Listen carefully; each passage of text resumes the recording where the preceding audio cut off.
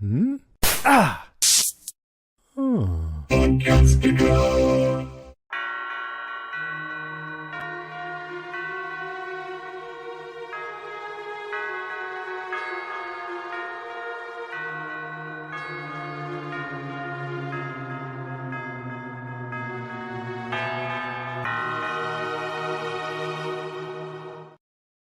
Welcome to the show. My name is Alex. And I'm Lizzie. And we have our special guest, Chris from Song Swap Showdown. What's going on? Bells and whistles. What's up, everybody? So, Chris, since you are our guest, welcome to our craziness, our frumily, so to speak. Yes, I'm happy to be here. First, why don't you tell everybody before we get started? Let's just do a couple of housekeeping things. This is the What Is From cast, and we are going to be talking season 3, episode 4. They're and back again, and as we told everybody, Sunday is From Day, and if you could, hit that subscribe button right on the bottom, right or left, depending on what you're doing, and before we get into all the other particulars, why don't you tell us a little bit about what your project is, which is Song Swap Showdown, as well as what's on that hat. Yeah. And go for it. Tell us everything. Absolutely. Well, thanks for having me on today, guys. This is great. I stayed up a little because usually I watch From and then I go to bed because, well, I try to watch you guys. Actually, last week I had it on and I wound up, unfortunately, I didn't make it through the whole thing because this is what happens. But tonight I got my hot tea going in my Twin Peaks mug, and I am rocking and rolling and ready to go. But yeah, I am the co-host of Song Swap Showdown, and we are we like to say we're a weekly music throwdown show. Me and my co-host Amanda Sharp each swap 3 songs with each other that we may or may not have heard before, and we rate those songs on a scale of 1 to 5 records, with 1 being a skip of a song. That's skip it, we don't ever want to hear it again, all the way up to 5 records, which is what we say is heavenly music to our ears. That's going on our Eternity playlist, and we pick the songs based on spinning a wheel of themes at the end of every single episode. So whatever that lands on determines what we're going to be picking the songs about. The show is live every Monday at 8:15 a.m. on YouTube, Facebook, and then anywhere you get podcasts afterwards. And we also stream live as well on Radio Garden State, which is what's on top of my head. So on top of being the host and producer of Song Swap Showdown, co-host of Song Swap Showdown, I also host a weekly morning show on Radio Garden State, which can be heard on radiogardenstate.com Tuesday through Friday, 7 a.m. to 9 a.m., where it's me hosting the morning show, spinning tunes. I also do a hardcore show on Thursday nights from 9 to 10 p.m. as well. So I am fairly active when it comes to podcasting and being on the air pretty much every day. Thank God I get weekends off a little bit, although I'm not off this weekend. So, hey, here I am. Well, that's awesome. And I have to just acknowledge one person. My daughter is into lacrosse, and she's doing a lacrosse camp or clinic this week or every Sunday. Yeah. And I'm talking to this one parent and the parent's like, I think my husband likes the show. And I finally get to talk to him, and son of a gun, he's here, he's on. So I'm actually seeing some of our listeners, and I'm like, just say you're the lacrosse. I know you're from lacrosse. So we say thank you so much. And again, let's get into this craziness that we call From. And Chris, how did you find the show, first off? You know, it's one of those things where I saw it come up on because at the time, like, Prime wasn't even doing the MGM. I don't know. Somehow I was watching MGM Plus, and I was watching something else already on MGM Plus, and it came up as a recommendation. So I was like, well, let me watch the trailer. So, I watched a little trailer, and I said, let me give this a try. So I watched the first episode by myself, and I said, holy cow, this show's crazy. And that first episode is not easy. No, it was like, what is this? So I was like, you know what? Because my wife and I, we watch a lot of shows together. And I was like, this is something I feel like she's going to want to watch with me. So I said, well, let me watch this. So I rewatched it with her. and I got her hooked. And then so we both watched season 1 and then season 2 all the way through because it was already on there. So we just went back to back seasons, and then we were like, oh my god, how long is it going to be till season 3 comes out? And because we had finished all that, I believe. I think what was it, season 1 and season 2? I think that was at the start of this year where we kind of cruised through everything. I believe, and then it was like, oh man, I can't wait. When are you gonna do season 3? So we kept waiting to see when they were gonna do the release date.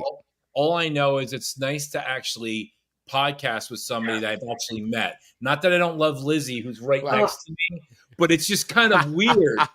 It's just kind of weird to actually like know the person that I've actually met. Like I knew you before this. Yeah. But that being said, I know Lizzie's. Oh my god! I'm gonna go grab Charlotte off the couch so I can say the same thing. So before I get myself in trouble, let me ask Lizzie, what were your first thoughts of this episode? I have to say that after the previous episode, I could not wait to see what happened. And it exceeded every possible expectation I could have had. It was just amazing. Amazing. I loved the tension, the fear. I'm really, not that I wasn't before, but I am really getting concerned. Very, very concerned. And what about you? you, Donna not doing so good. Yeah, no, our people are not doing so well. Chris, what was your first thoughts of this episode? Yeah, first thoughts on this was it was definitely nice because I love how so far they've paced it. Last episode was very much up until like the end, when we had the big shock of the car accident, and then and then obviously the cliffhanger ending of being like, oh my god, we're back to Fromtown. But I like that this really ratcheted up the tension. Like this turned it up. There was a lot going on. They cut between all the different storylines really well. And I loved it. Like Lizzie was saying, the tension was great. And I love that. And so it was so far, I got to say the pacing of this season is very good. Like I love the balance that they're doing with this show, at least this season. Yeah. The one thing about this season that's really just messed up is these monsters are playing with their food. Oh my gosh, yeah. And they are just doing so much psychological crap. I mean, we're going to talk about it. It starts off right off the bat, and it ends with the same problems. And I'm going to tell you, they said, because when we talked to Harold and we talked to Liz Saunders, they were not happy. I mean, they were happy about the work, but it was like, this is not fun. Like there was no fun in Fromville, and it's just gone from bad to worse to whatever this is. So, Lizzie, why don't you start us off and tell us where you want to go? All right. I'm going to work our way up to the arrival. Okay. So we're going to start with the colony house. And Bacta is not playing very well with others. I don't think she's a good roommate. She refuses to pick up the dead bird, like not pitching in. She wants nothing to do with it. Huh? Do you blame her? Still, like she's not pitching in, but then she shames Tilly for reading tarot cards in a place like this. Like, again, I don't really. And I have all my thoughts about Tilly, by the way. So I've got a lot of thoughts. I'm just saying, like, you don't go poking the bear. I don't know. Yeah. I don't look at reading tarot cards as poking the bear, obviously. Well, yeah, because you read them. But folks, I mean, I feel the same way. She was a little standoffish, but at the same time, you have to remember this was not like days. This had just happened maybe a couple hours ago, and you're like, the bathroom girl's getting all pissed off, so we really don't give a shit about her. And the boy's got the friggin' bird right on his shirt, and it's dead right in front of him. So, Yeah, the Well, one thing what I I'm thought was thinking, that sorry, go ahead, Chris. oh, I was just gonna say real quick. I mean, I think that she seems like somebody who's like really obviously as Alex was saying, so it just happened. I think she's really freaked out, and it may be that she's maybe a little superstitious or believes, these kinds of things like the omens and things like that may really Right. freak her out, and she's completely like way off, and it's like, let alone dealing with monsters, and now we're doing tarot card readings, which seems to be like stirring the hornet's nest, and I think that it's just you know rocking the boat. Well, you know what it It could could be? be, Oh no, just one thing, and I know Chris will yeah. appreciate this. It could be the man versus bear. Well, it's just an inside joke between us. But Okay. you were going to say, Lizzie, I'm sorry. Well, we saw right off when Bacta lands in front and she's facing off with Donna. Hmm. And Right. it kind of surprised me that Bacta went to Colony House, given that Donna is in control of Colony House. And they're both very strong personalities that I'm really surprised we haven't seen them facing off, Yeah. since in the 4 days or so that they've been there. So that's just all I have to say about Bacta. And then moving over to the Matthews house Okay. This and is the one everything that's, that's going on there. Yeah. if you have any ringing sounds like a telephone ring there, Chris, now's the time to play it. I Yeah, don't. I have Okay. yeah, four sounds, and I know. telephone four ring is not one of sounds. them. Yeah. Um, so at any rate, we're over there, and the phone rings, and Ethan is in the kitchen by himself, and he answers the phone. And it turns out it's Thomas. I really am impressed. Oh, please don't make me big. I don't even want to look at myself. I'm gonna just turn my camera off tonight. Um, so he answers the phone and Thomas is on the other end of the phone. Well, And what Thomas says makes me wonder about the motivation, because I I gotta wrote that think down that too. Thomas is not there to be helpful. you That, think? yeah, well, that's what I'm thinking, that he's not calling to be helpful. But he tells them that Tabitha is going to be coming into town on an ambulance, which, it's like if someone told me Santa Claus was going to land on my street tonight. Yeah. It's just like mom is gone. They think she's dead. And all of a sudden, he's saying this. So my question was, Mm. did Jim hear the phone ring? Because I'm thinking he didn't and just happened to walk in there. Because I don't think anyone heard the phone ring when Jim answered it. Yeah. But still, Thomas says to him, Jim grabs the phone and tells Thomas to leave his children alone. And Thomas says, they're not your children anymore. I know. Yeah. What's that about? Yeah, I feel like the voice or the entity, whatever, is this in this particular instance between the call from last week with Jim and this seems to be very trickster-ish. Like seems Yeah, to be trying to get them out of the house and into the woods, or I don't know. There just seems to be out in the this street. whole yeah, exactly. This whole trickster thing and and that's what it just what it feels like. And yeah, I don't think that Jim heard the phone ring in this instance. I think it was meant for Yeah. Ethan. You, And and then like what happened last week, it was meant for him. I will say, saying that, it just made this just popped into my head, and I don't know what the people that are watching think about this. If you take that into account, Hmm. the house is safe because Yeah. of the talismans, Yeah, and if they're together, they're a family. Yeah. right.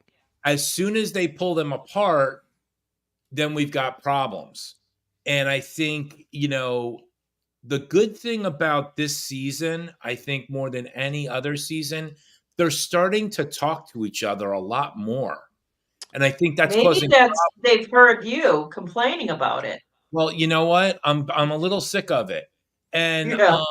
you know, I think also the one thing, and we're going to talk about at the end of the episode, Marielle, Julie, and Randall, they have a connection to whatever that entity is. But Yeah. I think it was John who said this. Wait, I got it. It's a great thing, and I posted it. It's evil. Whatever Ethan was talking to is just evil. Yeah. And it's like child's play or something. I mean, just not very nice. And he's just pissing me off. Yeah. I don't like it either. And I find it made sense when Jim didn't fall prey to it, when Right. he was on the phone. Right. Jim is this practical engineer, level-headed thinker. But I expected Ethan to get upset, and he didn't. So maybe he's taking after Dad. Well, But it's so fucked up in this place. What else can go yeah, wrong? Yeah. but I know, Yeah. But again, just like the electrical wires, the phone is not attached to anything. It was just hanging on the wall like that cat clock, Right. Right. And I think all, and I think you guys already said it, they just wanted to get them out in the street, like get them out in the street, be in danger. Because if they saw a vehicle coming into town at night, there might be one person that would go out, but not two kids and a dad, but if they know mom is in there, they're going to go out. Right. So after the arrival, Julie's looking out the window, trying to see what's going on. And the main thing that comes out of that is that she confides in Ethan that she says she's really scared and she saw things that she doesn't understand and that she can't remember. So in this episode, we've got, the three talking about that experience, and we're starting to get images of what's going on, because later in I'll keep going. oh, just shaking your No. head. Later in the bus, Randall talks about it as well. So if you guys are ready, can we switch over to Victor and Sarah? Well, my question for Chris and Yeah. the audience and you too, Lizzie, do you Yeah. think that they're on their way to becoming monsters? I It's just funny made a because video about that. you did. Yeah, I made notes today because last Yeah. week I started saying that to my wife. I said I think that they're turning some of these people into monsters, and I wrote today about. Well, I don't want to jump too far I ahead, know, but I yeah, had when we my talk about Randall, yeah. right when we talk about Randall, and also Yeah. because there was a lot of foreshadowing in this, especially in the stuff in the bus and all that. So we could talk more about it when we get there. Yeah, no. And Um, oh, I'm sorry, Chris, I didn't mean to cut Oh you no, off. I was just gonna say. So I think that is something that is going on, and it's interesting to see who is going to be. I mean, and are we looking? Is Randall a red herring? So I mean, there's this kind of stuff too. So I'm sure we'll talk about I that when will we get say there. this, going back to the trailers, Mm, and I know you're a big Star Wars guy, Chris, and so am I, and everybody loves a good trailer, right? But we yeah, know when we go into a trailer, and we talked about this when we broke down the trailer, the From trailer. They put all these scenes in, but they're never in the right order, and they're never the way they never. should. But it's nice to see the scenes in context. And one of the classic scenes we're going to see from, I think it's probably one of the best lines. In my first thoughts, not that, I think the best episode ever of From was season 1, episode 8, when they invaded Colony House. I Mm, think that was hands down. Then maybe the first episode. I got to tell you, this particular episode is creeping up to number 3 for me. That yeah, said, I know you wanted to get to daytime stories. Yeah. Let's get to daytime stories. Okay. So Victor wants to share something with Sarah. I'm not exactly sure why he chose Sarah to share all of this with. Wait, he said why? He did? Because she's the scariest person in From. Oh, duh. Yeah. Like, Sorry. no. It's the most ironic thing because like she's like. I also feel Yeah. like too that She's the pariah. that she reminds him of his sister. I think there's that. There's something that he's becomes very, and I think there's a connection that somehow, that because we haven't seen that much, only some little flashbacks of him, and it's about. I feel like he's got where she's like his sister. You know, like there's that feeling there. I don't know, man. I mean, he puts a dig into her like right away because he's like, "Oh, me and my sister used to play in this house during the day. My sister and my mother died, but I didn't murder them." Yeah, you know, like I just want to be clear. I did not murder them. I did not murder them, unlike you. So, he's trying to remember, like he's trying to go back to the last time that the town had a massacre, and he's trying to remember how everybody died.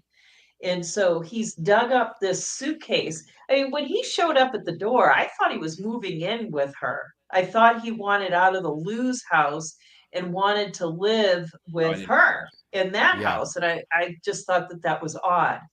But when we get a better look at the suitcase, you can see the dry dirt on it. So it had been buried. You're looking for it? I'll get to it. Okay.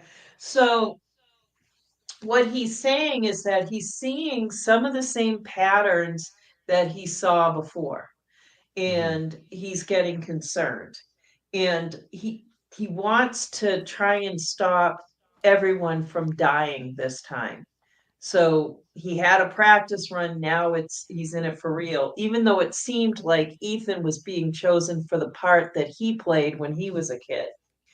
So I thought this was kind of an odd thing for him to say. He's like, they have to build a fort in the basement, which, I'm watching the episode again, and I just thought maybe I will podcast from a fort tonight, but I didn't. But remember how much fun that was when you used to make forts? Oh yeah, and I'm like, absolutely. why do we grow out of that? I have all the stuff. I can make a fort all the time, and I just don't do it.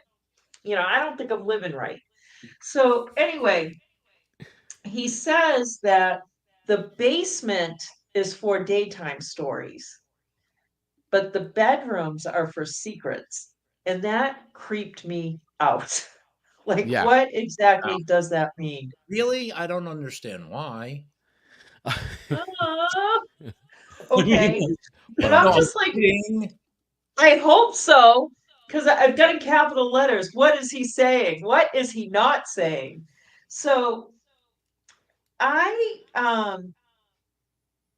was wondering if the boy in white told him he was going away again and that he would be back for the next cycle. Like when Victor was still a boy and the boy in white left for a long time and didn't come back until now. And I wonder, how long exactly he was gone, because Victor talks about him being there while he was alone, but then he was gone and he was alone, Yep. So I thought, like, why would they build a fort, or why would he build a fort? And I was like, because a fort is for protection. So you fortify yourself and you're going through all this stuff. And he, again, now I have it written down. He needs her because she's the scariest person in town. And, it won't scare her, any of the stuff that he's going to pull out. And she is basically acting as his emotional fort so she can protect him. So he's going through the suitcase, and I don't know if you guys looked into it, but I have something that you want to. Yeah, just give me one. Just keep going. Okay, so there were 2 pairs of sunglasses hanging there. It looked like there was a thermos, a cigarette box, which we saw. Let's see. a deck of cards, a purse, cigarettes, the flashlight, a kid's xylophone. I don't I remember saw that. seeing any kids on the street dead, but regular glasses and sunglasses, and then a whole bunch of stuff that I don't really know what it was. So he starts taking things out, and the first thing he pulls out was Mr. Gerber's watch. Um, I wrote water instead of watch. No wonder that doesn't make sense. But Mr. Gerber would eat all the onions out, growing in the woods. And I'm just like, he must have been a joy to be around. And then he pulls out Dolores's cigarette box, and there's still some, and the cigarettes looked pretty fresh. I don't know what happens to cigarettes over time, but there were pearl earrings, and that's when Victor kind of felt like it went too far at that moment. We do get a flashback with Christopher, and he's sitting there. Let's see, because Sarah asked who Christopher was. And Victor says he was our friend and he used to make us laugh a lot. And then Only one problem. What? Until he went batshit crazy about the symbol. Yeah, much like Jade is doing right now, So this is when Victor abruptly stops, and we get this flashback, and Christopher is sitting in one chair, and the dummy is sitting in the other chair, Jasper. And Jasper is speaking on his own and having a conversation with Christopher. Basically my worst nightmare ever. You think? That is the worst nightmare. I saw that. The creepiest thing this entire episode was that for me. Yeah. They could have done an hour of that. I'd be sitting here like, blah, blah, blah. Oh, yeah. I did not like that at all. And then they're fighting. Like Jasper is they're yelling at each other, and I'm like, wow. They're having a big debate. Yeah. Trump, Kamala. Like, never talk about that with your friends, right? So,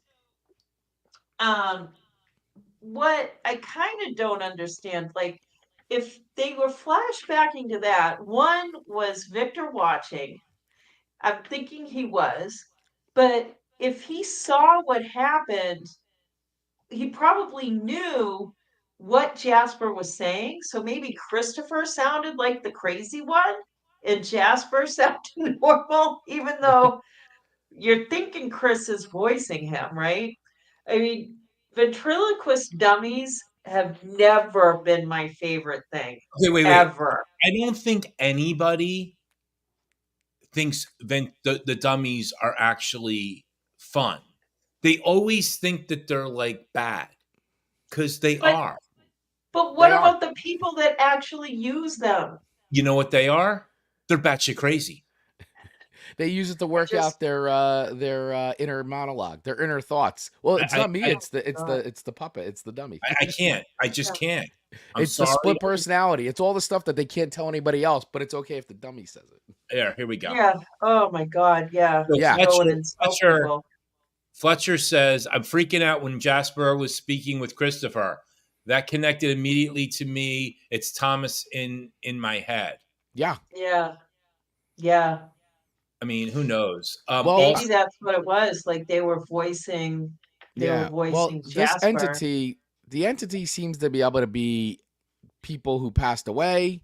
Take on different forms. Speak to people and imitate voices. I mean, can pretty much do anything to emotionally really screw around with everybody and to get them broken and to break them. So then that way it's easier to pick them off.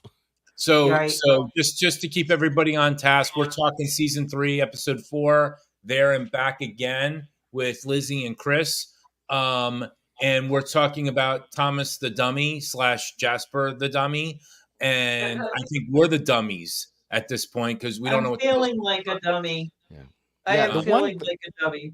Yes, the Chris. one note I wrote down during that by the way, I do want to point out something too, just from an acting standpoint. I thought Scott McCord's acting in this scene was outstanding. Like, it He's was always outstanding. I know, but there was this scene in particular I felt was just really, I don't know, I really felt like, I wrote it down. I go, so far out of this season, like, this part was really pulled out. I think his acting chops really highlighted how good of an actor he is. So I wrote that down as a note. The other thing I wrote is that he said a few things like things are changing, all that, and it just sounds like the town is going through a reset. I wrote down town reset. Okay. And I don't know why, how, when, but it seems to me that the town is going through some kind of a reset. And I don't know if that's because the ambulance was coming in and all that, and it knows things are changing because now Tabitha has new information, and his dad's like, so I don't know if that's all connected. I'm sure it is, but that's why I wrote down, especially when he was like trying to measure the trees again. He's like, the trees are moving, and so there seems like there's a reset happening. I will say this. Glitch We're in the going to Matrix. well, yeah. We're going to be talking to Scott, aka Victor, this week. Awesome. Yeah. And we'll have that out probably for Sunday or whenever we're allowed to do it. But tell him he's the best actor on the show. You know what? Oh my God. He should be nominated for an year Emmy. When he was losing it, like when he was so emotional, like he had a couple of really amazing scenes, like just blew me away. I mean, listen, there's a lot of great talent on the show, but he just stands out every time. Well, first off, he's a member of the Actors Studio, so he's no schlub. No. And the second thing is, what you may or may not know, Chris, when we first interviewed him, he had told us that his role was supposed to be killed off by the end of season 1. Oh, wow. Back for the reason that he did such a good job. Wow. And I'm saying right now, him and Liz Saunders should be up for Emmys. All the time. This is the show that everybody should be talking about that nobody's talking about. Yeah. I go, there's just not. Yeah, it's not enough buzz about the show, and it's the most interesting thing on TV. So. Yeah, it really is, and I just forgot what I was going to say, so never mind. It's all right. We're just cutting each other off. But I will say this: the chat is like going nuts here. I love it. I'm gonna try to pick out a couple of things. Yeah, the chat's active. Yes. I'm ready to go over to food truckers whenever we're ready. I will in 1 second, but I just want to kind of backtrack to some stuff. Victor roasting Sarah, it really was. That was good. This show does have some funny moments. Yeah. And but I didn't murder them. I mean, no, I'm just saying they do have their extra. I'm like you. Why is this not okay? So the actress playing actually was nominated for an Emmy. Yes, I know. But like I said, Tabitha, she was also nominated for an Academy Award as well for her other works. Mm-hmm. But my point being is, I think the principle of Scott McCord / Victor and Donna / Elizabeth Saunders, I think they're the ones that are going to come out of this as the superstars. We're going to say, we knew them when. The basement was where his mom kept the paintings, and those were where all the secrets were. I mean, but the secrets are on the are in the bedrooms though. So the basement to him is where, I don't know. I think I don't like this theory, and this keeps coming up, and this is just like the whole Ethan is Victor, Jade is Christopher, Tabitha's. I don't think there's a lot of cohesion with the whole Victor Ethan thing. I think that they're married in some way, but I don't think it's that simple. Yeah, I could be wrong. I'm not saying. Here we go. Somebody doesn't like you. No, Lizzie, the stuff is from Bill was in the basement, not in the room. Okay. All right. Let's press on to let's press on to. He and I are not talking about the same thing. All right. Let's go. Fruit checkers. All right. So at any rate, um, they don't show Dale in this scene at all. Jade is sleeping while not Sarah, while Christy and Kenny are kind of chit-chatting. Kenny's writing a letter Yeah. to his mom, and Christy's just kind of laying there in agony, waiting for the pain to die down. So at any rate, they're sleeping in one of the cabins. It could be the same one that Jim and Kenny were in before. We don't know. They've got a nice little fire going. It actually looks pretty cozy. I was Um, thinking that. yeah, I was like, I wouldn't mind being there. That's okay. So Kenny, they talk about, the letters like on high holidays they write to their dead relatives, and Kenny is just like, the only two people I want to talk to are you and my mom. So, and she reminds him that, she's still there for him to talk to. He's not alone. And at this point, Jade is like, would you guys just shut up? Just shut up, And so he asks them if they want to hear something crazy. And Jade has just been all sorts of crazy, for almost the beginning since we meet him. And Yeah. so he talks to them, he tells them that he's hallucinated something, um, and that he's been hallucinating since he got there. And he's hallucinated the guy in the root cellar. Remember who was pinned under that big rock, that boulder. He hallucinated the Civil War soldier. And it made me wonder if Jade is crossing into their timeline. Like Time slip. if yeah, like for instance, like especially with the soldier, if he sees some weird guy show up in his where he is, he's probably, and he's in from, and he's got all his comrades up there on the tree branch. He's gonna shoot at him, and want to kill him. So I think Jade may be crossing over, but he hallucinated Christopher, which I basically almost forgot about until I was making this list. And then he hallucinated the impaled guy. And with these four people, I'm going to go back against something Chris said. Maybe Jade is actually the new Christopher, who was the new Civil War soldier, who was the new guy in the root cellar. Maybe Hmm. maybe they do fit into these characters in the town. And I'm not Right. looking to go expounding on that greatly. It wasn't until you said that. But maybe they are these archetypes in a crisis situation like this town, you know? Hmm. Um, but Yeah. I'm very, very, very loosely married to that, meaning I will date I still will while say I'm this. married to I that. will say this. Going back to the scene at hand with Jade and Christy and Kenny. Well, first Yeah, off, I think what they're doing with Jade is beautiful. I yeah, think that they're it's a fine balance that they're giving him between crazy and he's sanity. he's had some of the most emotional scenes in the whole show Yeah. with Mrs. Liu. So I mean, Yeah. what's your thoughts, Chris, about the whole Jade in general? Yeah, I mean, Jade is. I mean, listen, you got to go all the way back to thinking like, why is the town picking certain people to come to the town? Yeah. So the town picks people. I don't know. We right now the big mystery is why, and so Or why those obviously people?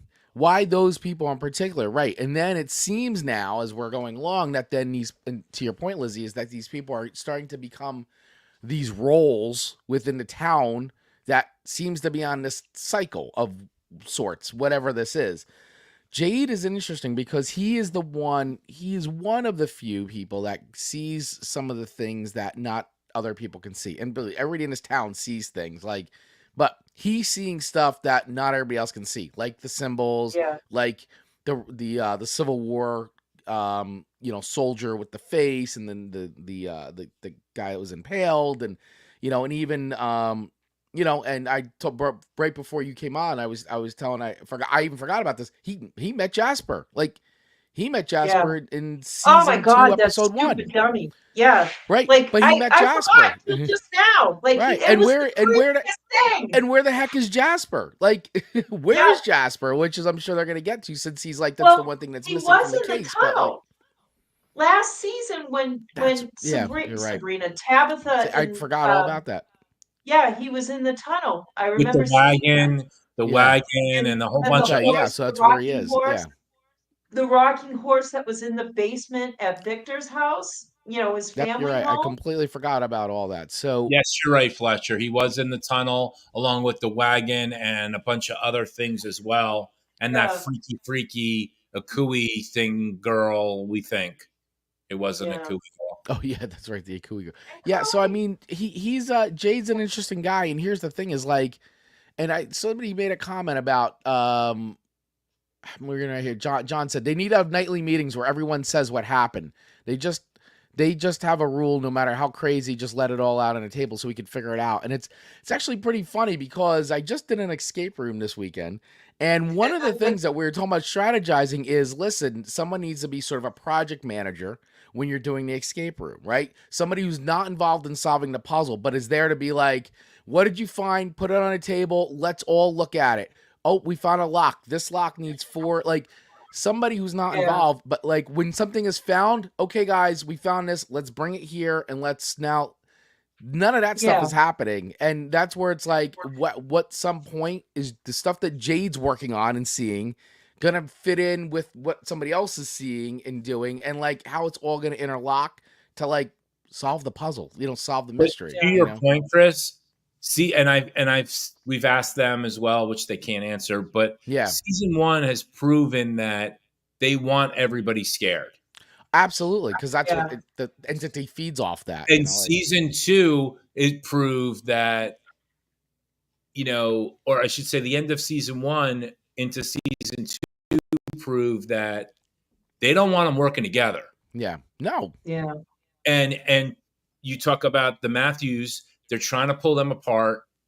And the more they try to work together, the more the shit is hitting the fan. And it's just a very, like you said, it's even the separation of like colony house, they're their own thing. And then the people that actually live in a town, even though they help each other out with the food and stuff, but it's still an us, the colony house people versus the people who live in the town. And it's still a lot of us versus them, and like not truly coming together to solve the mystery. Yeah.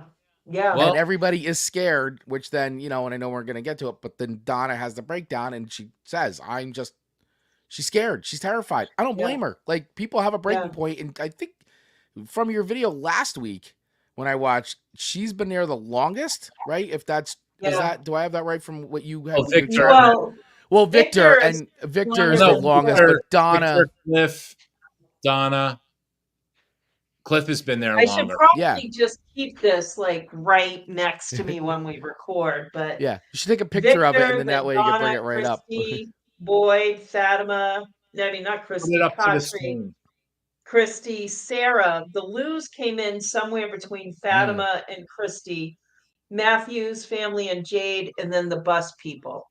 So and now the ambulance people, which is really just the cop. The ambulance people. We don't know the name of the cop yet. So we do, but I forget her name. But she was actually on Why the Last Man. That was her big. And I'm talking about her character name, not her. No, real I name. know. It was. She did say it. I just. I gotta look it up. But we're gonna actually get her on because I've been talking to her. Oh, cool. Oh, nice. Yeah. So what I thought was interesting, because he did it again twice this episode. Jade has mentioned Mrs. Liu making him tea 4 times. FOA. And I'm wondering what the point of that is. Because him saying that almost sounds like he's having withdrawals from the tea, which makes me think that she was putting something in it, or No, stop. they are putting something in it. No, it's not I'm that. just saying you can't throw out anything because we don't know. No, you know what it is? I think what it is the fact that he just likes it's not just about the tea, it's about the whole thing because Yeah. Her giving him the tea. Okay, so first off, it's Officer here. Let's first do this. That's her name. Okay, Acosta. Acosta. That's her name. Secondly, the whole thing about the tea, and I'm sorry if you don't like what I have to say. I don't want to hear it because I'm done. I am not going to be done. No, the thing about the tea is it has nothing to do with what she's putting in it. It has to do with the fact that she reminded him of his grandmother. And it was just comforting, and it was just she took him in, and she understood him, and even though they had separate languages, they understood loss, and they bonded over it. And tea was the catalyst, but if you want to think there's something in the tea, fine. Yeah, I don't think there's anything in the tea. I just think it's just, how people get together and drink coffee. They drink tea. Tea is calming. If anything, she has got a special tea brew that helps with the anxiety of things and, calms the nerves. Like, that would be nice. Maybe it's the good stuff in the tea. I mean, they are growing, the devil's lettuce up at the coffee house. There's two words you really never hear. Oh my gosh! So she's making that special herbal tea. So maybe she is, but it's the good kind of tea. You know what you need to do? We need to do a special from Song Swap Showdown. I think. Yeah. Crazy devil lettuce songs. Yeah. But anyway. Yeah, there you go. Mrs. Lou was a plant dosing everyone with their special potion brewing in the back where she's a witch. It's confirmed. Well, John, thank you for confirming that. Mystery solved. There you go. She was a witch. There we go. Oh, wait. Oh, he doesn't even know what the tea theory is. Fletcher, you've had to be listening to our podcast. You have to go back about a year when Lizzie revealed that the whole entire thing has to do with her pancakes and her tea, and everybody is just on a really bad trip. And then Victor's father proved that it is a trip because once they dropped acid, all hell broke loose. That's right. Yeah. Somehow it opened up a portal. But anyway, we are talking season 3, episode 4, there and back. And that's a good reason why, because there's something in the tea, because they went there and they went back. To close it out, to close out the food truckers, there's banging on the walls of the cabin. And just like the last trip out, innocuous, just like, hey, I'm out here. And it makes me wonder if it's someone just reminding them that they're not safe. Like it is part of the game. Like when Boyd and Sarah ever got dragged in the tent, that was like, oh my God, a really big, oh my God moment. I believe more in the tier theory than the aliens. I love that. All right. Oh gosh. Window shopping. I gotta find it. Where did I put it? I don't know. So Boyd decides that he wants to go in the bus with yeah. Okay. Yeah. Kendall. I have the wrong number there. That's why. So Boyd and Randall, Boyd wants to spend the night in the bus so he can, check out the monsters, see what he can learn about them so that he could capture one of them, which I get it, but I just think that idea is a horrible, horrible idea. Yeah, let's try to catch one, Chris. They can rip a cow in half with like their little claw things, but we're gonna catch one.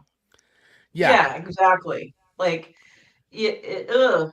So, Randall's being his normal self, and Boyd is like, I don't get it. Why are you in this bus instead of sleeping over at the sheriff's station, relaxing alone inside?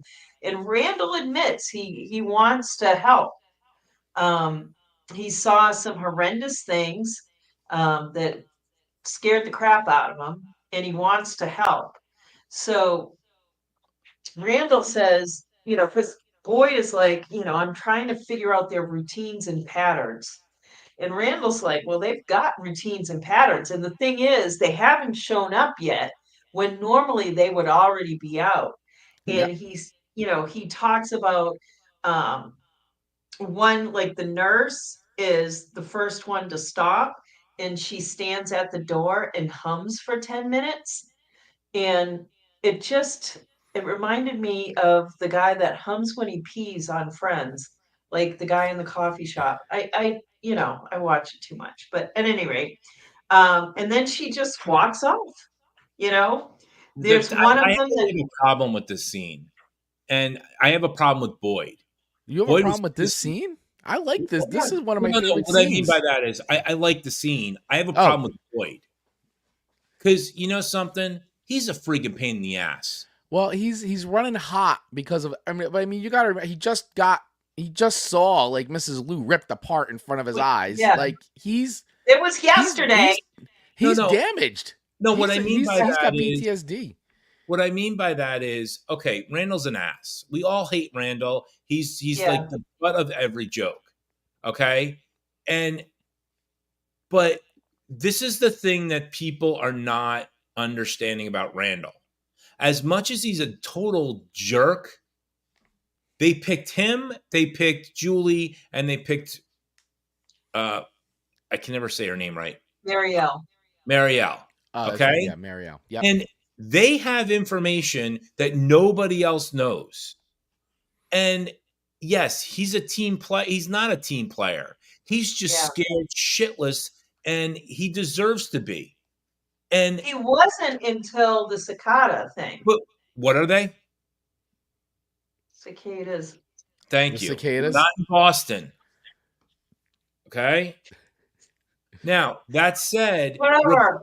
Do you think Boyd would have sat down with him and just had the conversation? Dude, they had the conversation then, but it was more like, now you're a team player. Like, couldn't he have just said, do you see any patterns? Like, throw the olive branch out. I don't think that they've had time. Like, I think that's part of the issue. They don't have time a lot of times. Like, it's just one. But what I mean by that is he's trying to gather information, and maybe he's a little like strung a little too tight. But it's like he's been on the bus for days, and it's like, what'd you see? And that's the thing. What have you seen? Yeah. But I mean, it just seems like it was. I understand why they did it the way they did it. Yeah, it's like for someone that is Mr. Loaves and Fishes and about resources, he wasn't very resourcey in this sense. I think he's just not thinking rational. He's very hot-headed, and he's got a thing for Randall. He doesn't like him at Nobody all. likes Randall. No, but I mean, and you're dealing with Boyd, and he's very emotional. He does fly off the handle a lot, as much as he likes to think but he's not, and he's messed up, and he's got PTSD. I'm telling you, like, he's not the same guy we met at the start to where he is now. Finding goats. He's not finding goats. Yeah, exactly. He's not the same anymore. And I having gone through things, and now the town or the entity has really targeted him. Right. They really that town wants to break him in the worst way. Like, and they're doing everything they can to break him. It just seemed like he was so surprised when Randall was like, the nurse knocks for 10 minutes and this happens and that because happens. He's not giving him any credit or time of day. But and then he's like, dude, they should be here. There's something wrong. Right. Yeah. That's all. Because they know and I agree. I mean, he should. The ambulance is coming. Like, they know that. Well, they don't know. Well, the Yeah, the creatures know. monsters know. Yeah, the monsters know what's going on. That's why they're Yeah. thrown off. And then, like, then you finally see the ambulance coming in at some point. Yeah. Yeah. But there was So an interesting thing that he said there and when Randall had said, there was a great line he said in there, like, when he's going through the things that I've seen and all this stuff. And he said, there are things in this town worse than death or something along those lines. And that was like, to me, the big foreshadowing of like, what would eventually, what we're all thinking, which I don't know if it's going to happen, but it's what we're all thinking, is him becoming a monster himself. Yeah. And that's what I'm thinking is like, there's things worse than death. Or he becomes Martin. Yeah.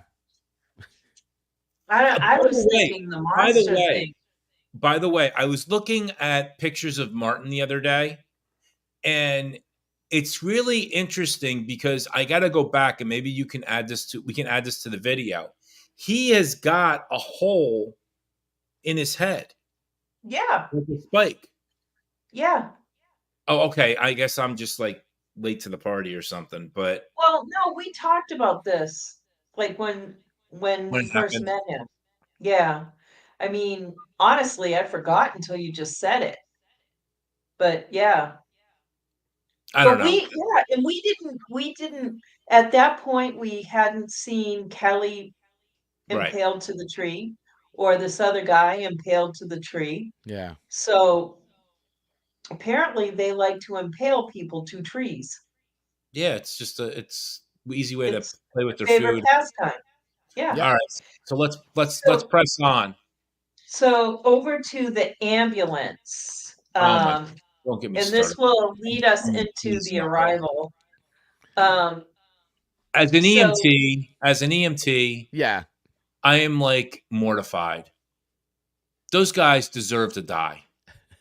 They were absolutely they're red shirts. They're red shirts. Oh my God. There is not enough red shirt for those two. Yeah.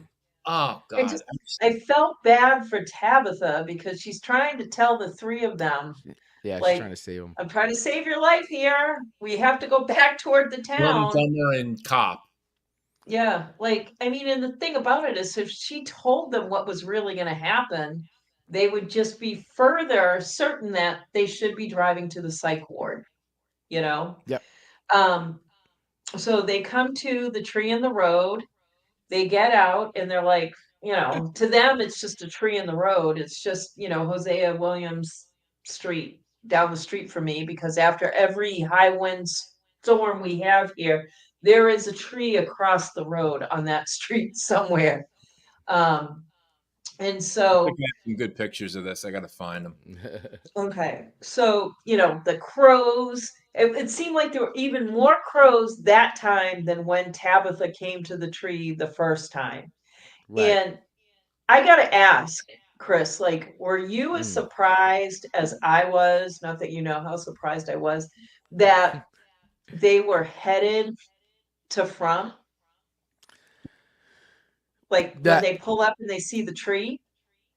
I mean, when it ended last week and the tree was there, I was like, oh my God, they're going. But the thing is, it made some sense because at first, how last episode ended with with her freaking out and her thinking basically there's a glitch in the Matrix. I'm actually still there. This is just blah, blah, blah. And he's like, no, what are you talking about? And then the accident happens. And I was like, yeah, she's just freaking out. It's not. And then when that happened, I go, wait a second. This is actually a whole new dimension. Maybe she never left the town. I don't know. It's just so weird. And it's like this whole parallel universe type thing. I don't know. So when they pulled up at the end of the last episode, I'm like, okay, this makes sense. And now, and then this is just a continuation of what's going to happen here. They're going to be brought to the town. And it's like, why? Because Tabitha has information. But why is the town selecting to bring her back? Wouldn't the town want to keep her out? I think she went to grab Victor's dad. Yeah. Because, I think that at least the two EMTs, it didn't matter if they made it to the town. So I think the people that had to make it to the town made it to the town, Right. and it's probably the boy in white is the one masterminding who comes into town somehow. Why do you think him? Because he got them out? Well, because he was the one got her out? initially, yeah, he got him out, and the whole Victor with the box, with the address and all that, and it's like there's everything is being set in motion, Yeah, and somehow It's the boy, because they needed more supplies, and it's got a whole bunch of supplies. there's that too. It's got a whole bunch of medical supplies, which will be very beneficial considering how much people are getting hurt in this town. Yeah, definitely. But yeah, for some, and I still don't know, and the whole connection with saving the kids, and so there's a lot of nuggets they're dropping. It just isn't all. It's the jigsaw puzzle pieces. They're all over the table. Most of them are not fitting yet. So I want to ask in the chat as well as their chat is blowing up. I love it. I know. I know I'm not doing as good of a job, but do you think the boy in white is good or bad, Chris? My wife and I go back and forth on this all the time. He's part of the town, and for whatever reason, whether he's the full-on entity or is he an entity in a different, I don't think he's good. I don't think there's any good in this town. I don't think so. I think everything he poses good because it's all meant to like kill people. I don't know. It's weird. I don't know, but I don't think he's good. What about you, Lizzie? I don't think he's good either. I just think that he's like a card in the deck that you pull that sends you off on a side trip to do something. Side quest. Yeah, side quest. Yeah, I don't think he's either. I think he's just a guidepost. Yeah. The one character in this that I find to be very intriguing is the Tilly character. I don't want to go too far off on a tangent, but Tilly character. No, well, we can talk about Tilly. I mean, Tilly seems to be not actually. I know she was on that bus and all that, but I feel like Tilly is something else. She's not like the rest of them. No, and I feel like she's just something else. I don't know what. I don't know if she's some kind of a different like manifestation of something. I don't know. But she has purpose in there, and I haven't completely figured it out. So if we're going to go good or bad, she may be the thing in that town that is actually some sort of a good force who got in to help these people. Now, I don't know. I do want to go to the next thing. If you're going to talk about Tilly, let's talk about this. I'm not done with the ambulance yet. Oh, all right. Let's get back down. I'm sorry, ambulance. Sorry. I just wanted to finish that, but so there's a lot to unpack with that. Yeah, there is. They've lost signals with the signal, just like the Matthews phones, the cell phone stopped working. And then GPS data was unavailable. And then shoot, where did it go? Oh, one of them remarks like they don't know how they ended up in the woods when they were just in the city. Like all of a sudden they're just driving. Like that's got to be weird. You're driving in a city, and next thing you know, you've got this big tree across the road. But Tabitha is saying we need to keep going this way. But I'm thinking they end up in town no matter what direction they go in. Yeah. At this point, they're on the road. On that road, they're going to end up in town. Well, they kept saying that they want to turn around. It's right here. Da da da. Yeah, but they were never going to get around this tree. I know. Yeah, no, and just basically her saying we have to go this way. We have to go this way. I think all along, like once they figured out that she was the one that escaped from the hospital, they've just been treating her like a psych patient. Right. Yeah. And Henry's been out of it, so they can't even figure out how he's doing. So anyway, go talk about your Elgin. Oh, thanks. Yeah, of course. My pleasure. So I'll talk about my Elgin. Talk about your Elgin. All right. let me get the right slide because You just had it up too. I know. Well, I left and came back and didn't do it on purpose, but that said, guys, okay, so we have got Elgin, and Elgin is one crazy guy. And I get total Shining vibes out of this entire storyline. Yeah. If there's anybody that needs a friggin' vacation from, it's him. Yeah. He needs to take a Red Cross swimming course and stay out of the friggin' water. So we learn a little bit more about this creature. It looks less like Fatima in this view. And she says something to him. She says, "Help me." Now, what does that mean? Could this mean this is what they're going to turn into?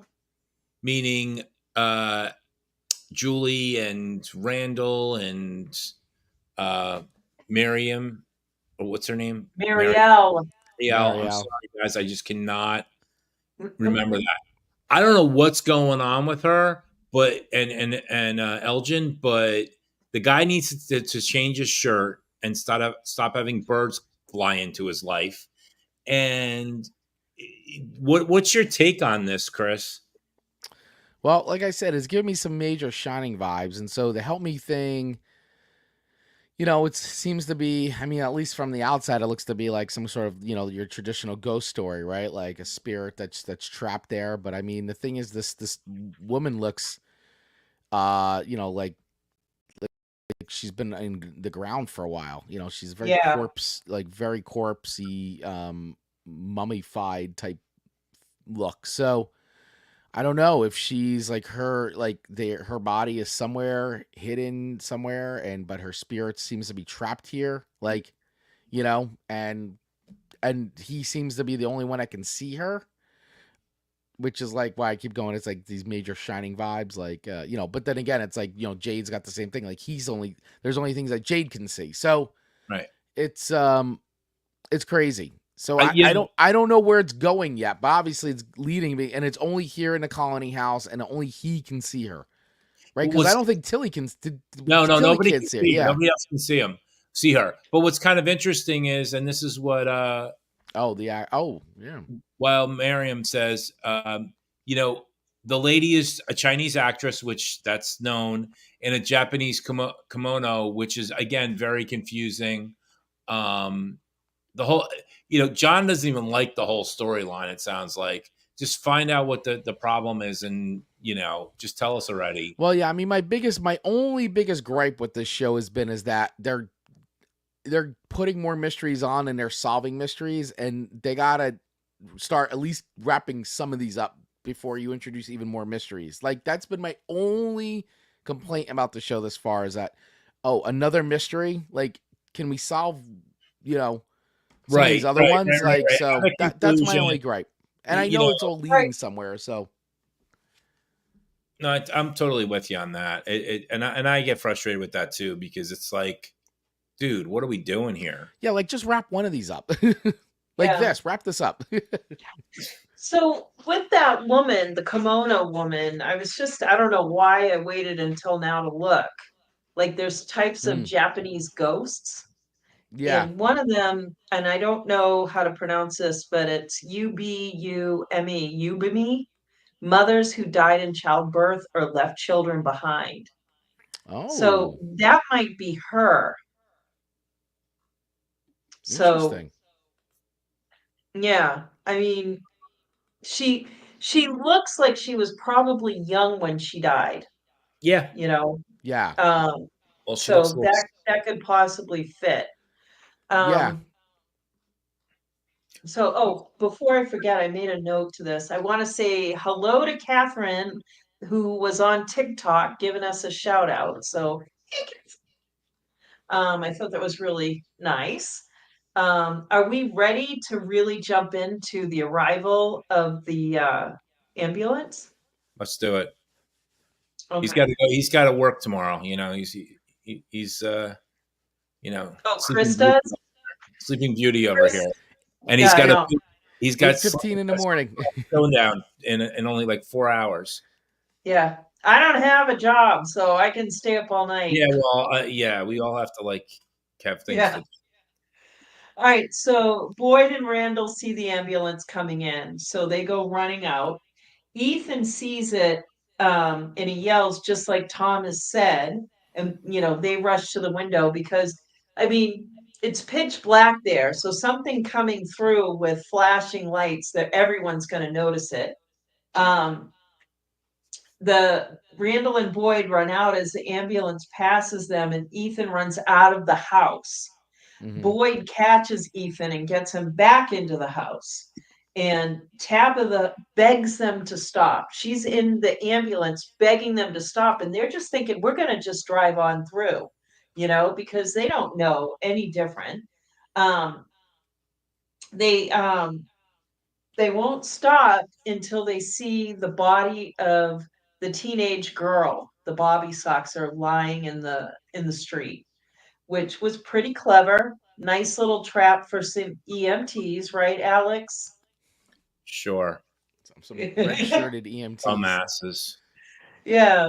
So the two EMTs get out and they go to treat her. They go up with their boxes and everything, and they're going to look at her and see, what's wrong. And dumbasses. They roll her over, and she slashes one across the neck. And then all the guts. Oh. Yeah. And from all, from what it looks like, from what we see after the fact, they tend to like the organs. They like organ meat. Ooh, yeah, they love a good organ. Yep. Yeah. Yeah. So, but Tabitha tried to stop them from going out. She was like, that's not a person, but they're not going to believe that until they find out for themselves, and they find out the hard way. I love, I'm wondering, because remember in the first, did we see more of the monsters in the first season, in the second season too, or did we just see their heads turn? Because she stands up, she's still got the dress on, but she's got the bald head and the grill teeth. Wait, hold on 1 second. I can show you what she looks like. Yeah, I know. I'm asking if they right. If we saw more full of, if we saw more, I mean, I feel like they would give us certain ones because obviously it's it seems to be a very expensive from a production standpoint change. No, they threw money into it this year. Yeah, this year they put more money into it, so they're changing left and right now. I'm just wondering if we saw more of a body previously. I thought we did, but I'm not sure. I think the closest look we got was when the face came up behind Cautry. Yeah, that was terrifying when that happened. And we only got a hint of it with Bob. I mean, not with Bob, with Frank. Let's see. And the screaming, that screeching, they can hear all throughout the town. A mating call. Yeah, pretty much. So the cop sees what's good, or Tabitha's getting more agitated. The cop handcuffs Tabitha to, on a bar in the ambulance. Boyd is telling the kids to stay in the house. Tabitha tells Henry that they're in danger. Oh, they're in real danger. And they hear the screeching. Jim opens the door, and it was like, my hearing, that he found her. And I thought that was the most relieved that Jim has looked in 3 seasons. That one moment, finding her. And then they realize Boyd doesn't have the key. They need to get her loose for obvious reasons. Randall has a toolkit in the bus, and he goes to get it. Now, then they go up to Colony House, where one of the guys is ringing the bell saying there's a runner on the hill. And he's a dick. Why? Because he's the same guy that's basically saying, "Oh, we can't open the door because like, give me a break. He doesn't want to let anybody in. No, Well, he's there's always one. He's selfish. Donna told Yeah. me nobody comes in. Yeah. And he was probably like waiting for the night that he'd be able to ring that bell, you I know? Yeah, oh know. yeah. So Nikki looks out and sees that it's a cop. I'm sure they can see like the cop is out there and um Yeah. the bride, she's got the bride in front of her. And then the bank president comes up, between her and the Mm-hmm. house when she shoots at the house and gets Nikki. But Yep. doesn't, but she missed him entirely. The thing that I don't understand is that given the proximity of the town to the house, that they didn't hear all the gunshots going on to begin with. Or They're maybe they partying. did, and that's why they were on lockdown. I don't know. I They mean, were they're on partying. lockdown It every was 1999, baby. yeah, yeah, like they Yeah. usually are. That's what they do. Um, yeah, so it was the bride, the screeching girl, the what do you call it? The cheerleader, like they were all there for the party. Um, so Marielle, attends to Nikki while Bacta helps the cop. And let's see, Clara brings her in. Oh, Bacta's helping with Nikki, sorry. Um, so they get supplies so that they can treat Nikki. Um, let's see, who's saying this shit isn't real? Sorry, but anyway, Donna wants to know if there's anyone with the cop. Like, did you see the way when she comes in the house and she sees all the people? Mm-hmm. Like, there's this big party, and they're all just standing around. It was just this weird entry. I mean, Well, she I would be was, shocked too. Be like, yeah, whoa, who the hell are all yeah, these people? I mean, look what just happened. She was yeah, going on a normal routine call as far as, and yeah, then now they're rooted, and when then all this, she just watched these EMTs get eviscerated by these monsters, and she's shooting them point blank and nothing. Like, there you go, PTSD. Like it's just yeah. what is happening. Like I beyond was a little, anything. upset with Boyd again. Why? Because Well, he flew off okay, the so handle the really cop. fast. What's that? He flew off the handle really fast, Yeah, it was and like Yeah, she's brand new to the friggin' place. She's shooting, and it ricocheted or whatever. It hit the girl with the bathroom girl, yeah, and Nikki. like Nikki, and like, come on, like these things yeah. happen. Bathroom Nikki. It's not like he hit Dale or Ellis. I mean, come on. You know what I was thinking too, like when we were looking at the two ambulance guys, the Right. EMTs, I remember how angry I would get watching The Walking Dead, and it was almost Oh, like every night, every scene was a night scene, and you couldn't yep. see anything that was going on. And I'm watching this, and I'm like, I can see everything that's happening. So that was just my little gripe. But Okay. anyway, sorry. So we go back down to town and Randall comes up and he's got the kit, but all the monsters are standing between him and the ambulance. Mm-hmm. And then the So scene we've been waiting for. That's right. yes. So he throws the kit to Boy. Oh, Boy. yeah, to then the gym. Yeah, to gets it to Jim so he can get Tabitha. I keep wanting to call her Sabrina. Gets her free. But anyway, you know, Randall says, "Don't forget me. Don't leave without me." Right? He gets the keys from the waitress Yep. and then hightails it out there. You Well, he know? said, no, it's not like he just hightailed it out there. She said, She made we're, a trade, yeah, she Yeah, traded. It's like, we're keeping yeah, Randall. and yeah. all We're and keeping Randall. and the But cicada stuff started happening. Like the minute yeah, he left, he went back to the bus. Yeah, the cicadas have always been there, I think. Right, but well, then it that's what I was really got wondering. aggressive. I mean, he spends so much time by himself.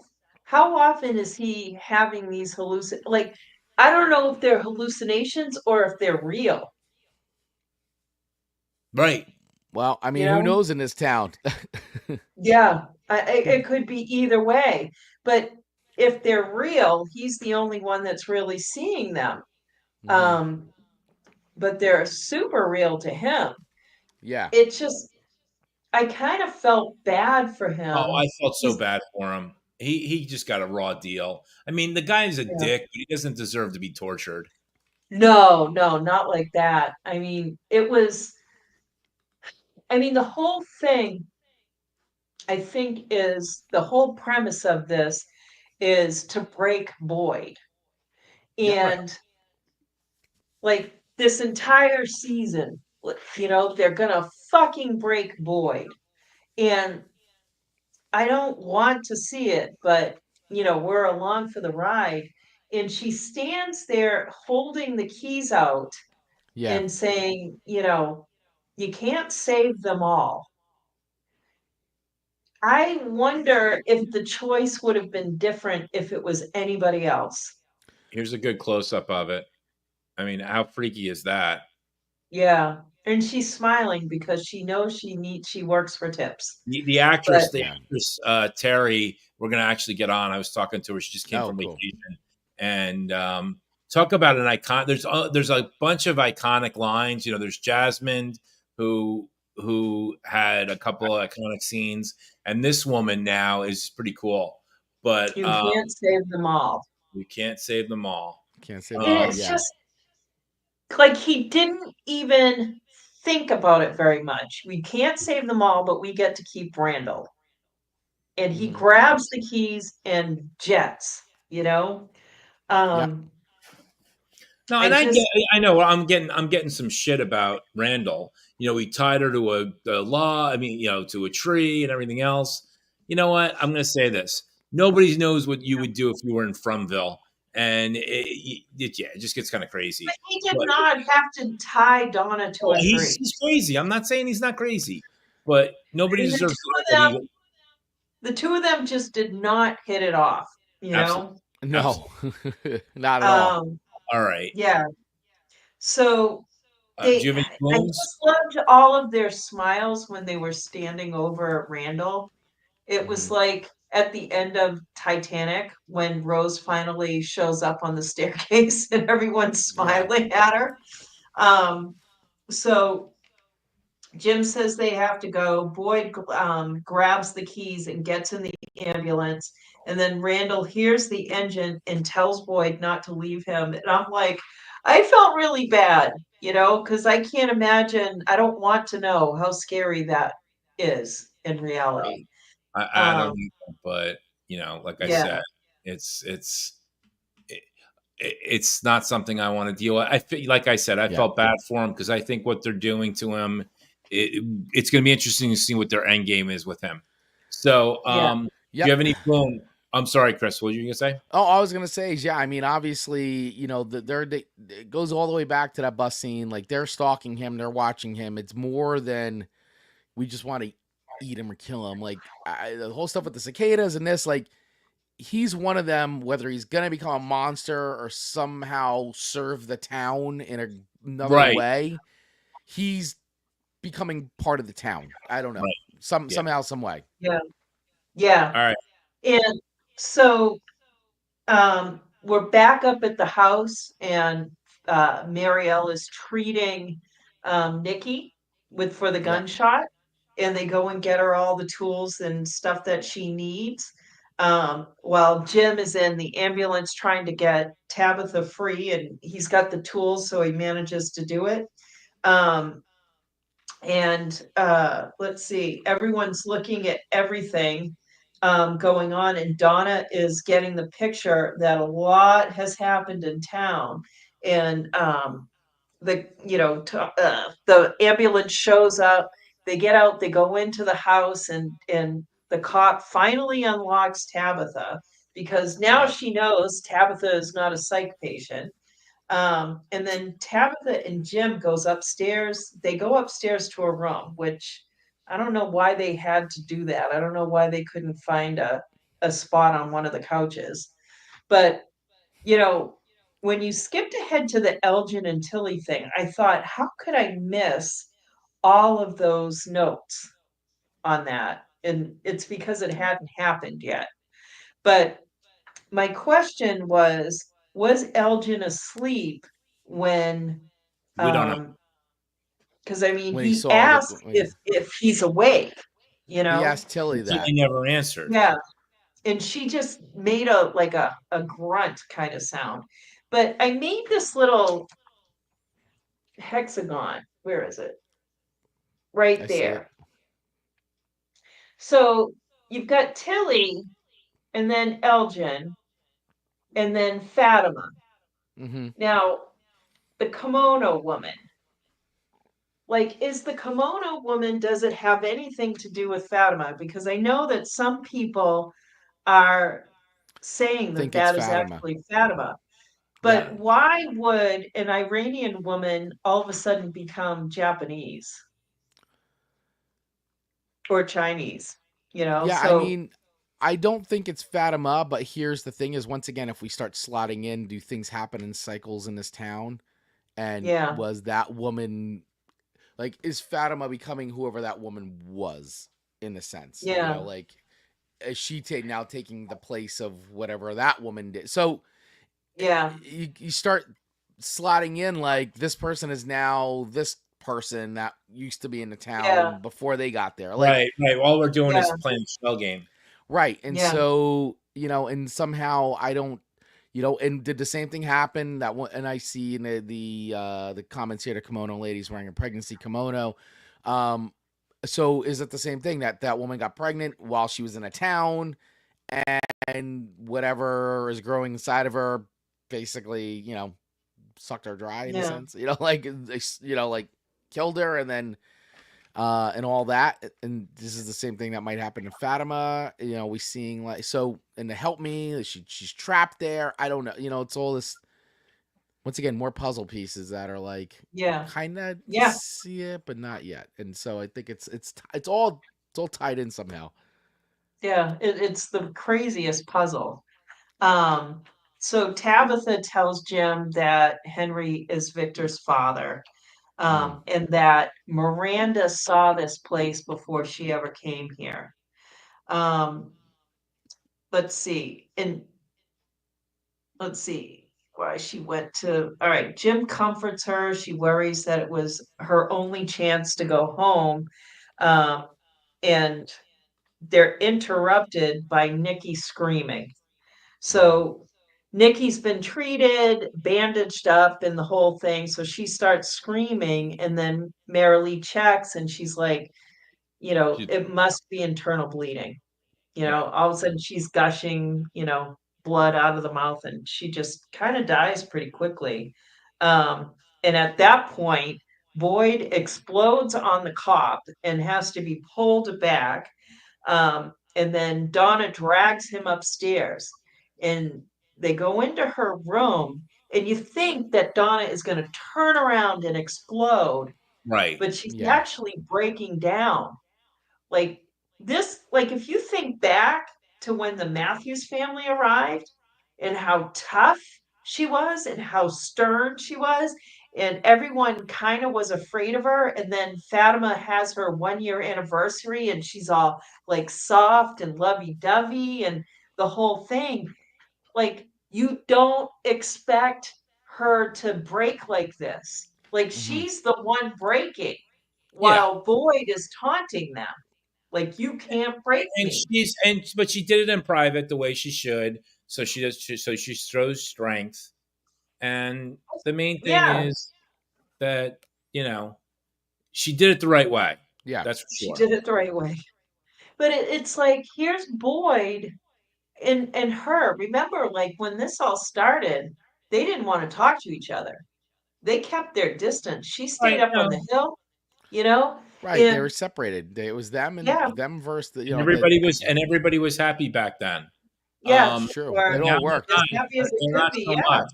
They're definitely not so much. But no, it's one of those things that hopefully, well, first off, everybody has their ups and downs, everybody has their moments or whatever. But I really think that Donna will have her cry, and then she'll be fine, and she'll be back to her normal badass self.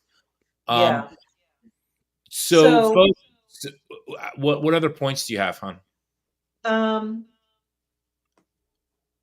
We still haven't talked about Randall showing up on the hood of the car.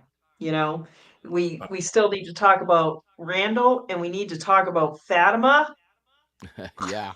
Let's get to it, because All right, so Nikki dies, and Donna loses her mind, and let's see, she finally says that she's scared, which I think she's been wanting to say for a long time. Like the attack on Colony House just like totally killed her world. It just, that was the end of it.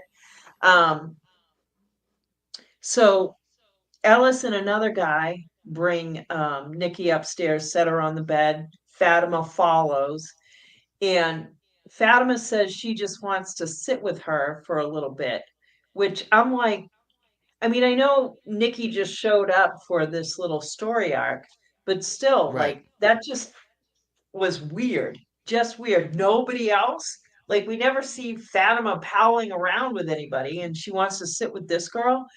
She ends up pulling, unwrapping the blanket, pulling off the band-aid, which just the sound of it gave me the creeps, and then starts sticking. I know, she's like, Red Room. murder, murder, red drop, red drop. Yeah. She's Yeah. sticking her fingers in the bullet hole and then licking it. I was totally squirming. I was like, oh my God, like It was disgusting. it was gross. Yeah. And she was licking her fingers like they were whole bellied fried clams. Yeah. Like it was that good. Oh Yeah. my gosh. All right. So they end up, Donna and Boyd end up having a drink, and I think it's basically, Boyd's guilt that's killing them. Yeah. So they're standing there having the drink, and all of a sudden they can see flashing lights, and the ambulance pulls up. I mean, not the ambulance. Wait a minute. Yeah. How did I get that wrong? They can't be having, oh, the lights start flashing. They look out the window, and there is Randall. there's Randall on the hood, and I don't think he's mortally wounded, but I think he's pretty wounded. Yeah. Like He's wounded. he's got some serious. He's had better days. He's had better days, but he's not dead. Yeah. And Which is funny because just in time for that ambulance to be there to help patch him back up. Yeah, exactly. But remember, he said there are worse things than being dead. Right. And I think exactly seeing, like being attacked by those things, that's what he saw. Some of what he saw. I mean, I would not want to be one of those things. That would be a bad thing, but also being attacked and still living. Yeah. Does that mark you? I don't know. So that's all I have to say about that. That's awesome. I actually have blank pages now. I can't believe it. It only took us 5.5 hours. So folks, that you don't have any extra booms that we should know about? No booms this week. Okay. So Chris, I know you're trying to almost stay awake here. Sorry, Chris. What is your thoughts for our people right now? I mean, this was another action-packed episode where we got more mysteries, no answers other than we really didn't get many answers. I mean, I don't think we got really any answers. We got more mysteries, more things to chew on. They gave us more pieces to the puzzle, which is nice, but nothing's getting solved, and they're just furthering in things. And we've also now introduced another new character into the mix, and having actual cop there, probably working with boy. Like, it's going to be interesting now to see the dynamic. Well, it's going to be interesting. More importantly, Victor's father. Yeah. And this is the other thing, the reunion of Victor and his father. So exactly. Yeah, that's going to be interesting. So, and how's that going to go? Exactly. And is he? I mean, there's a theory out there. Is it really Victor's father and all this other crap? But we're not going to get into that tonight. Well, and and he's going to see his son. The last time he saw his son, he was like what, 8, like 10, maybe 10. Yeah. Yeah. So folks, next week we're going to be talking season 3, episode 5, Light of Day. All I'm thinking of is the Bruce Springsteen song. That's right. Maybe Great you guys. Yes, he didn't. Well, he sang it, but it was really. Joan Jett. Yeah, Joan Jett. Thank you for that.